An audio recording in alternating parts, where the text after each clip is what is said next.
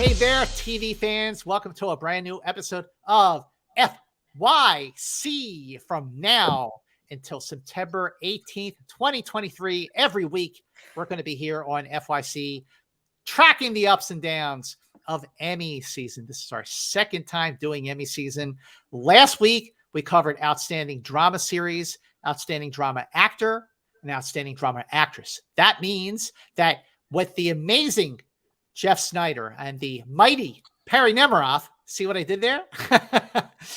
We are going to be tracking Outstanding Comedy Series and Outstanding Comedy Actor and Outstanding Comedy Actress. So just as an overall broad view of this, Perri, how are you thinking? How do you feel about comedies this year? Do you think it's going to be the same old, or are we looking at some new nominees this year? If I'm looking at my list right now, I'm going to say something like 90% people who actually, I'm thinking maybe in comparison to things like SAG and stuff. I think there's going to be a lot of expected titles on my list right now. Yeah, me too. Jeff, how about you? It wouldn't be FYC if someone wasn't taking a big swing, and that'll be me this year. Variety and The Hollywood Reporter have the same nominees for comedy series right now in their predictions, and I disagree. Good. That's going to make this a conversation worth watching and worth having. But let's start with Outstanding Comedy Series. So, Perri, let's start with you on this. What is your number one sure thing, absolute sure to get a nomination, maybe even a win pick for your number one? My number one sure thing is something that I was very mad at myself for not having watched when we did our SAG predictions, but now I've watched it. It deserves all the praise it gets, and I adore the show so much. It's Abbott Elementary. Okay, that is your number one. Jeff, where is Abbott Elementary on your list? I have it at number one. That Quinta Brunson can't be stopped. I have that as my number one as well.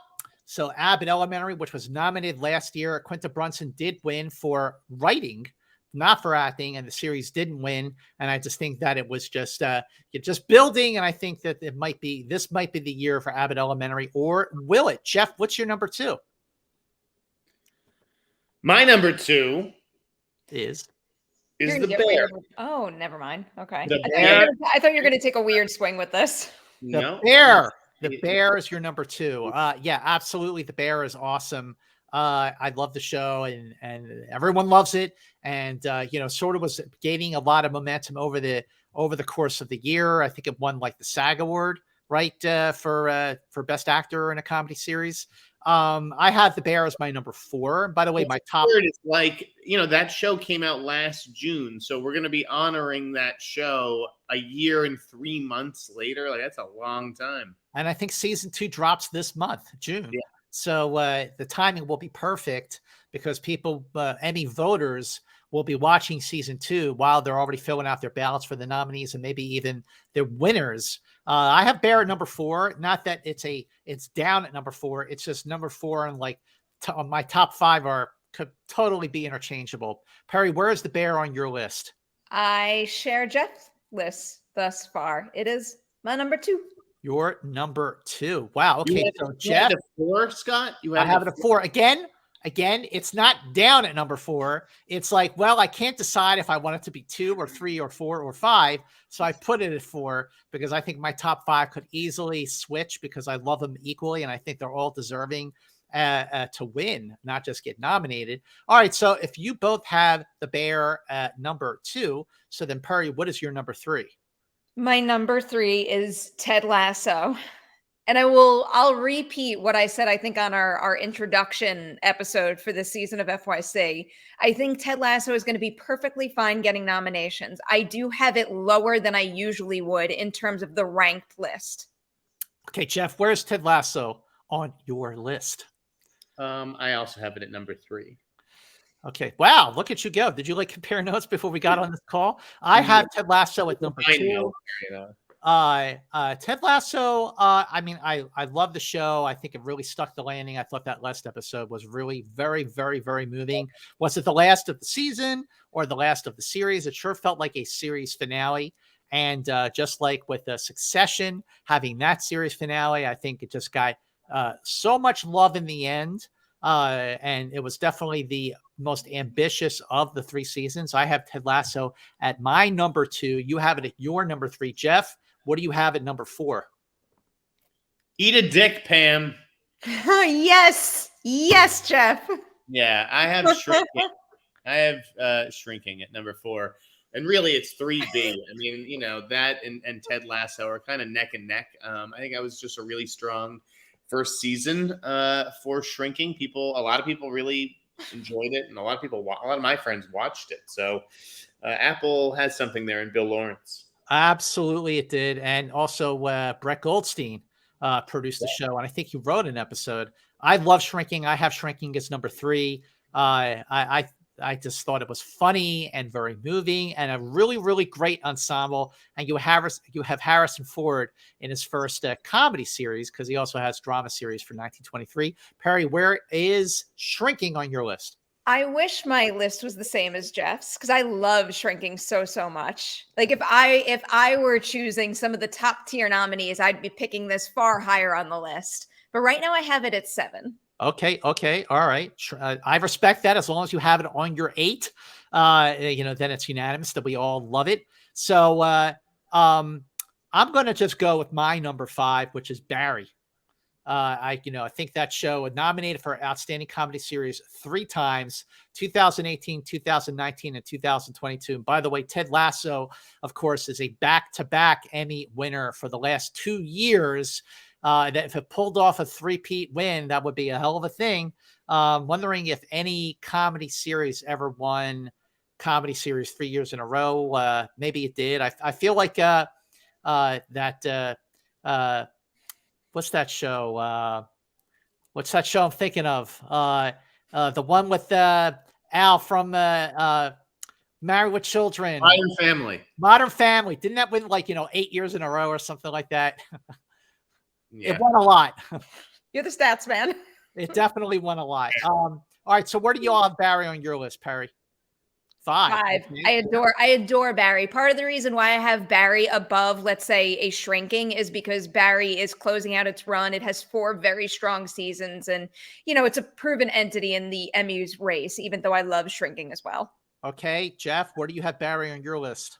I'm gonna put it at 6, and it's a soft 6, man. Why is it soft, Jeff? Because I didn't love this last season. I think the show has changed a lot from what it started as. I think it's lost viewership. I think it may be too dark and just not humorous enough. And I just think there's a lot of competition this year. So I don't think Barry is a sure thing, but I will put it at 6. I love Barry. I actually thought that the season definitely was darker, but all 4 seasons of Barry, I think they're awesome. So, all right. So Jeff has Barry at number soft 6, and Perri has Shrinking at 7. So Perri, what's number 5 on your list? My number 4 we haven't hit. My number 4 is something that I've still yet to catch up on. But it just seems to be something that keeps circling back strong. And no matter whether I watch it or not, it seems to have a whole lot of fans, a lot of support. Only Murders in the Building. Yes, I'm going to add my support to that. I love the show. I don't think season 2 was as strong as season 1, but I still like season 2 a lot. I have Only Murders in the Building at my number 7, which still puts it on this list. Jeff, do you have Only Murders on your list? I don't. I took it out. That's right. I feel like Only Murders, I'm sensing weakness. It didn't have the same buzz as that first season. And there are newer shows that I think are really made more of a splash. So I took a chance and I cut it. Okay, well then what's next on your list that maybe I missed of the ranking? The one that we haven't talked about in my top 6 is Mrs. Maisel at number 5. Okay, I have Mrs. Maisel at number 6. And I have Maisel at number 6 as well. Yeah, Maisel. Okay, why do you have Maisel at number 6, Perri? When I compare it to the things that I have it higher on this list, I feel like they keep the production value high. The show continues to wow me, and I love it. It just feels like there has been less and less talk of it over the years. So it's like, whereas earlier in its run, I might have it higher on the list, it keeps slipping down more and more. But again, it's a great show that's closing out a lengthy run. The quality is still very, very high. So it's going to be on the list no matter what. I'm feeling really confident, I would say, with 7 of my 8 picks. I am And that too. includes Maisel.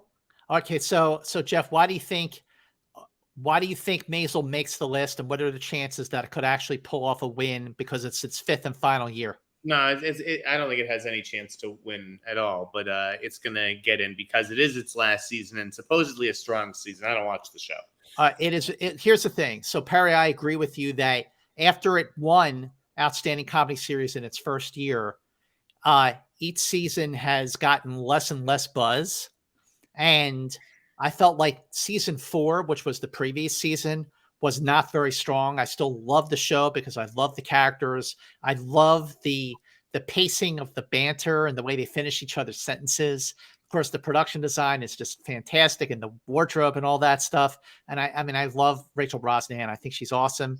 But I felt like season 5, which is the final year for this, was a rebound from season 4 because, among other things, you've got all this time jumping around, flash forwarding into Midge's future, and you see what happens to her and happens to her relationship with Susie Meyerson, and the way that it ended was really, really moving. If you haven't watched the show, and you do watch the show and you're a little behind, the way it ended, it really was terrific. And also, like, it ended the way it had to end in terms of Midge's career. But Mrs. Maisel, winner of Outstanding Comedy Series, its first year, 2018. It was nominated for every other year. It's going to get nominated for this one as well. So we've mentioned my top 7 out of the 8 potential nominees. Right. And Perri agrees with that 7, and I agree with 6 of them. And okay, then what's next on your list, mister? So the show that I think is going to get in is from Amazon Freevee, and that's Jury Duty. Yeah, I'm hearing a lot of that. Jury Duty stands a legitimate chance, even against some of these juggernauts like Atlanta or The Great, like some of these higher profile shows. I think that Jury Duty could come out of nowhere to get a nomination. I'm hearing a lot about Jury Duty. So Jeff, for people who don't know what Freevee is compared to, like, Amazon Prime, like, is Freevee, like, can anybody watch it and it's just an ad-supported streaming service? It's right there in the name, Scott. It's Freevee. Anybody, I believe, can watch it. Yes. All right, I'm going to pencil in Jury Duty into my number 8 and possibly move my number 8 out, unless Perri Normal Activity can talk me into keeping my number 8 at my number 8, because I think my number 8 is her number 8. I don't know, because I was very close between 2 things. Now I want to know what your number 8 is. No, I asked you first. All right, I'll tell you mine. All right, maybe together, Perri, on 3. We might say different things. Okay, 1, 2, 3. Wednesday. Okay. Yes, I knew it. I thought you were maybe thinking I was going to take Poker Face, and admittedly, and I hate admitting this because I'm a massive Rian Johnson fan, I have not had time to do the Poker Face binge yet, and I'm always rooting for him and anything he works on. And in my mind, my 8th spot is coming down to those 2 things. I do wonder if more of the Wednesday support is behind Jenna Ortega rather than the show overall. But right now, I am still leaning towards the power of the Netflix machine and how hard they're pushing that show this award season, and also the fact that I enjoyed it quite a bit. So right now, Wednesday is my number 8.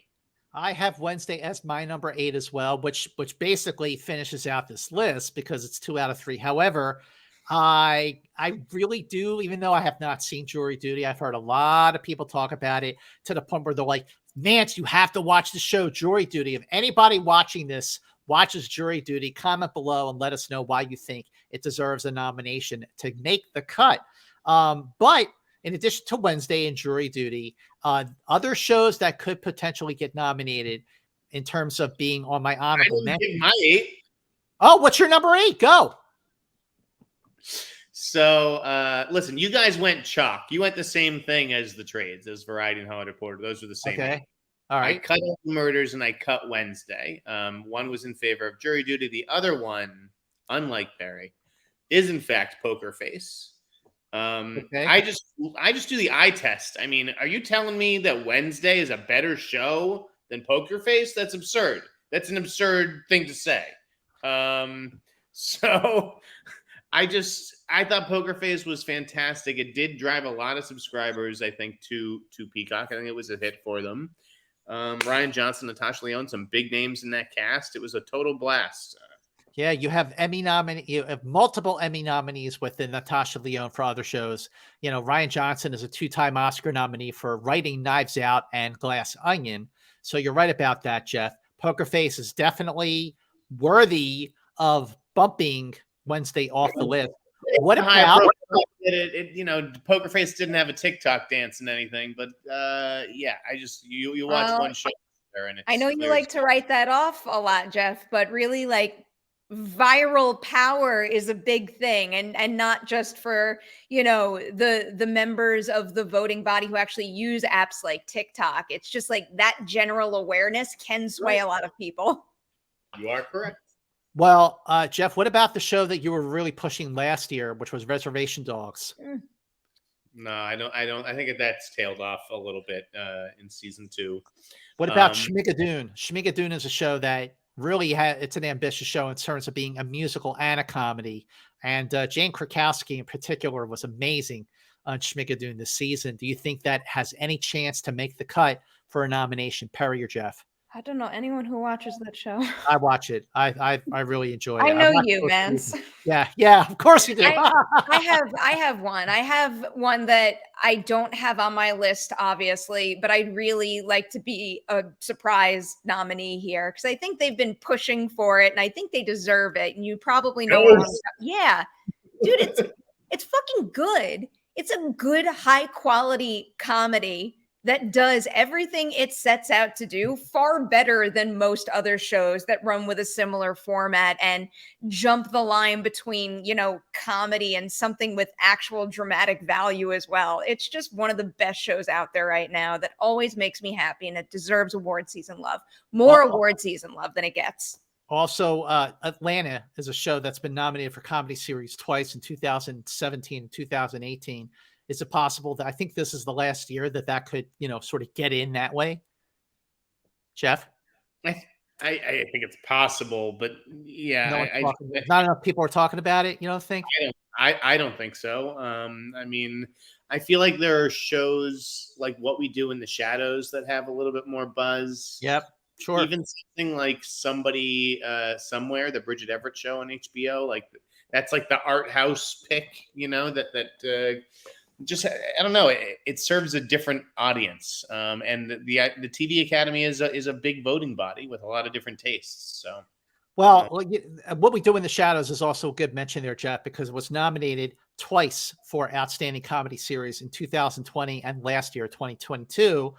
But and look, I love that big swing on Jury Duty. I think you're right. Like if there is a surprise, and I would say there usually is a surprise or two. That could be it, or maybe that could show up for Jury Duty in another category. Like I think it possibly will. But I feel like maybe for the sake of this conversation, we do your 8. We do chalk. That's fine. I get it. Okay, so then Wednesday it is, right? Yeah. Perri, you cool? All right. I'll swap in Cobra Kai if you want. That seems like a good pick. No.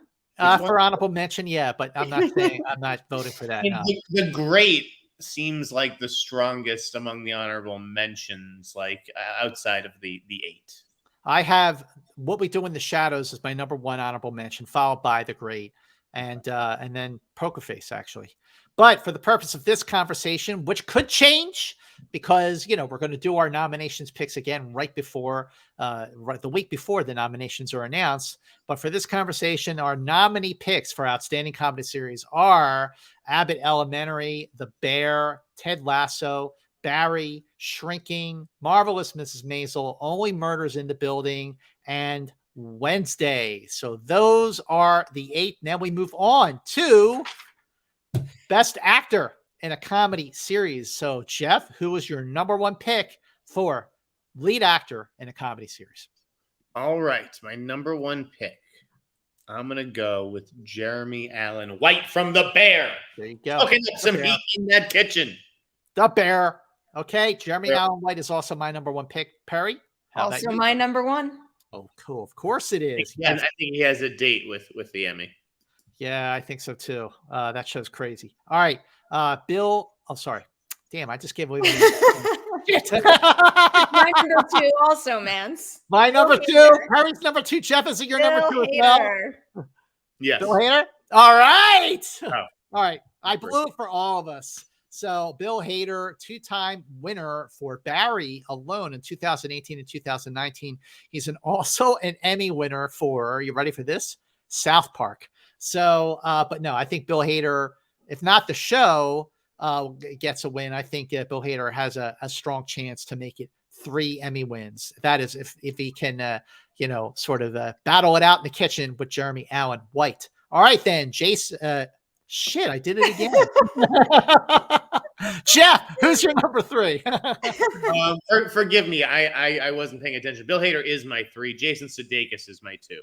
Okay, Jason Sudeikis is my 3 because I just blew it again. Yeah, we have the same top 3, I imagine. All right, Perry, what do you think? Jason Sudeikis is my 3.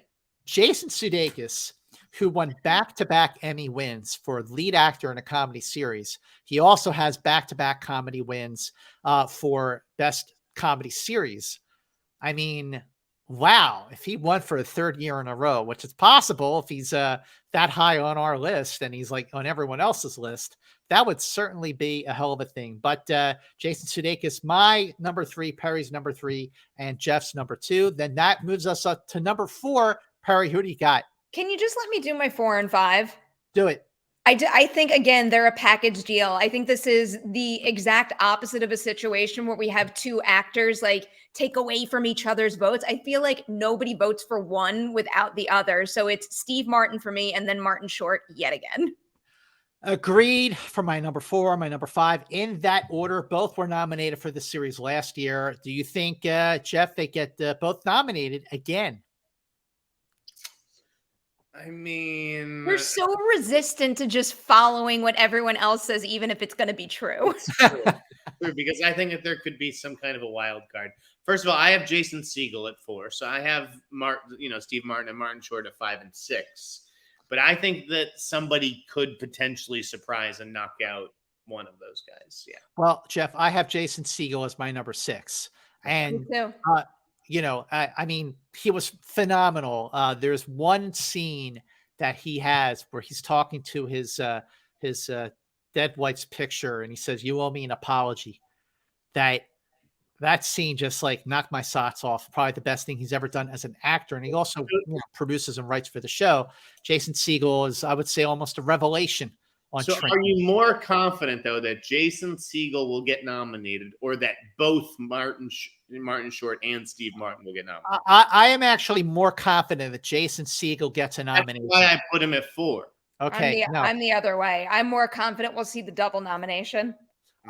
Perry, I think that you're right. They probably will both get nominated. But I think between the 2 of them, if one of them does not get nominated, I think Martin Short will make the cut. But I think to nominate one and not the other, that's not going to happen. I just think Segel's a sure thing. Like, he is not the vulnerable one here. I think it's one of those guys.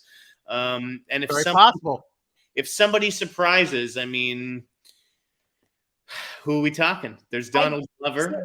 But that's the thing. It's like, even though we do have a next tier in this particular category, I'm not confident enough in anybody on that next tier to actually take a spot from any of the 6 we just listed. Having said that, Perry, if anyone is going to come in swinging and just pull a surprise, like, holy moly, I think it's going to be James Marsden for Jury Duty. Because, like, the people who told me to watch it are like, you've got to watch Jury Duty. Like, they're like, oh yeah, you should check it out. It's pretty good. They're like, no, you got to watch it. So I'm like, okay, fine, I'll watch it. Jeff, do you think anyone can maybe sort of like stir the pot here and squeeze maybe one of the Only Murders actors out and get a Again, nomination. I'm going to give you my wild card pick. So Okay. people talk about Donald Glover, and then there's Bob Odenkirk for Lucky Yep. Hank, and there's Rami. Nicholas But Hoult. I think that the guy who just kind of came out of nowhere this year was Mo Amer. Yes. Mo Amer is so good. Mo is so good. Not enough people have seen that show. So yeah, like that's someone who could, surprise. I will be happy to see that surprise happen if it does. I have Mo Amer at number 3 on my honorable mentions behind Donald Glover and Nicholas Hoult. And I have Bob Odenkirk for Lucky Hank and James Marsden for Jury Duty. I think if anyone's going to shake it up, it could be either Mo Amer or James Marsden. But at the same time, I think these 6 that Perri and I got here are pretty solid. Okay. Then there you go. Best actor in a comedy series. We got Jeremy Allen White for The Bear, Bill Hader for Barry, Jason Sudeikis for Ted Lasso, Jason Segel for Shrinking, Steve Martin and Martin Short. You just maybe make them one person to be Steve Martin Short, and then you can get another nomination there. But no, for those 2 for Only Murders in the Building. So then we finish this list off here with Outstanding Actress in a Comedy Series. Jeff, who do you got number 1? Forgive me. I've got Quinta Brunson. Woo! Yep. She is an Emmy winner last year for writing on a comedy series. Perri, where's Quinta on your list? She is in my number 1 spot, just like she should be. Just like she should be. Okay, then, Perri, who's number 2? My number 2 is Jenna Ortega. I will admit to being somewhat on the fence about Wednesday, breaking in and getting that 8th nomination, like I said, but I think they are going all in on this campaign. I think she has done an outstanding job at previous award shows in terms of, scoring nominations, turning up, playing the game, doing exactly what she needs to do. And there is just so much infectious Jenna Ortega hype right now. She is also essential in that show. There's a lot of great work happening in Wednesday. That show does not work unless she gives a pitch perfect performance, and that is not an easy role to nail. She is my number 2. There you go. Where is Jenna Ortega on your list, Jeff? Where's she on your list, Scott Mantz? She's number 3 on my list, Mr. Snyder. I feel like you were ready for her not to be on his list. She's number 3 on my list too. It's crazy to have her at 2, I think.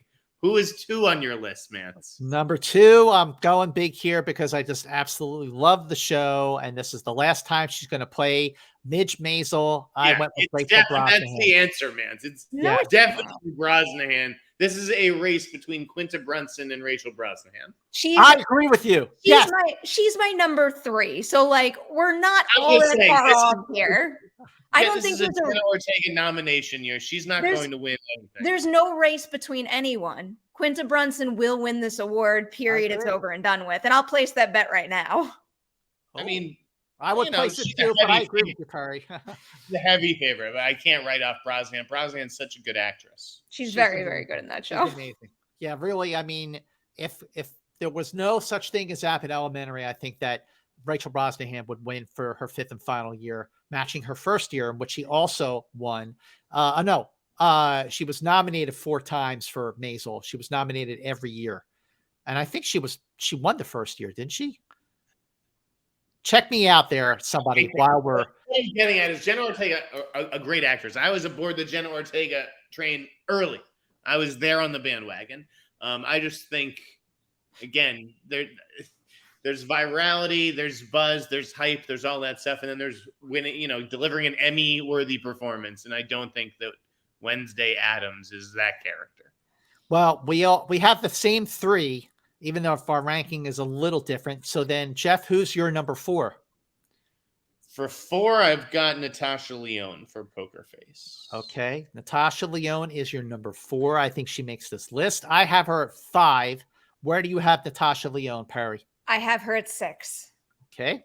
All right. Who is your number 4 then, Perri? My number 4 is Christina Applegate. There's another show that's coming to a close. I think they stuck the landing. In my dream world, it would be both Christina Applegate and Linda Cardellini getting nominated in this category. I think their chemistry together in particular is unparalleled. It's one of my favorite on-screen duos I've ever seen, and she gives a phenomenal performance. And I know getting through that season was not easy. So not only should she be recognized for that, but also for just straight out just like giving a great performance. That character's arc from beginning to end is really something else. So Natasha Lyonne was nominated 3 times for the series Russian Doll, and she was nominated once for Orange is the New Black. Christina Applegate, who I have at my number 6 for Dead to Me, was nominated twice for Dead to Me, nominated twice for Samantha Who, and she's an Emmy winner for guest in a comedy series back in 2003 on Friends. I have her at number 6. Perri has Christina Applegate at number 4. Jeff, is Christina Applegate on your list? She's number 5 on my list. All right. So, okay, then. I do think in that case that obviously she just has a narrative unlike anyone else's this season. So far, we have the same 5: Quinta Brunson, Rachel Brosnahan, Jenna Ortega, Natasha Lyonne, and Christina Applegate. What is the open slot on your list, Perri? Okay, so I need to speak to my rankings here a little at this point. So Natasha Lyonne is my 6. I have Selena Gomez at 5. The reasoning behind my rankings here is because Selena Gomez's snub, I don't think sit well with a lot of people. And I think that's going to help her get the nomination that I hear she deserves this year. And then when I look at Poker Face, why I have Natasha Lyonne a little lower down is because it's, again, a less proven entity in the Emmy race. So I am just not 100% convinced that Poker Face is going to break through as strongly, whereas I think Only Murders already has. And I could see a reasoning behind her getting finally pushed into this category this year. So Selena Gomez, a snub for last year. It didn't sit well with a lot of people. It especially didn't sit well with Selena Gomez, although she was nominated as a producer of the show. She was not nominated as actress. So, Jeff, the question is Selena Gomez on your list? She is. She is. She is. There it is. Dangling by a thread. I think, the being with those 2 guys does sort of elevate her work a little bit. She holds her own against them, which is no easy feat. Is it a little bit tougher maybe carrying a show? Probably, but I have her edging out folks like Elle Fanning and someone who doesn't get enough attention, but Maya Rudolph on Looped. Maya Rudolph, she's my number 2 on my honorable mentions. Maya Rudolph for Loot, 2-time Emmy winner for SNL, two Emmy wins for Big Mouth for voiceover. I have Elle Fanning is my number 1 honorable mention. She was nominated for this last year. Also, Perri, like you mentioned, Linda Cardellini. I mean, she's kind of like, with the way we're talking about Martin Short and Steve Martin, how do you mention one without mentioning the other as an Emmy nominee? They both should be nominated. I wish that were the case, but I read this for what it's worth, the opposite way that I do with the 2 of them. It's like here I fear that we have to pick between one or the other, which is why Linda Cardellini is number 2 on my honorable mentions list. And I think it's more likely that if anybody gets in, it's Elle Fanning. Yeah. I mean, also, what do you think about, well, I know you don't watch the show, but Cecily Strong on Schmigadoon is also very, very good. She deserves a nomination, but I think that the 6 that we picked are very strong. It's going to be very, very hard to compete with them, but you never know. So our picks for Best Actress in a Comedy Series: Quinta Brunson for Abbott Elementary, Rachel Brosnahan for The Marvelous Mrs. Maisel, Jenna Ortega for Wednesday, Selena Gomez, Only Murders in the Building, Natasha Lyonne for Poker Face, and Christina Applegate for Dead to Me. That is all she wrote, and we did it in under 35 minutes. So anything else you want to know or you have any questions for, make sure you comment below. And while you're down there, make sure you hit subscribe on Perri Nemiroff's channel. Make sure you share this episode of FYC with everybody so people can discover for themselves the absolute best award season show to be found anywhere.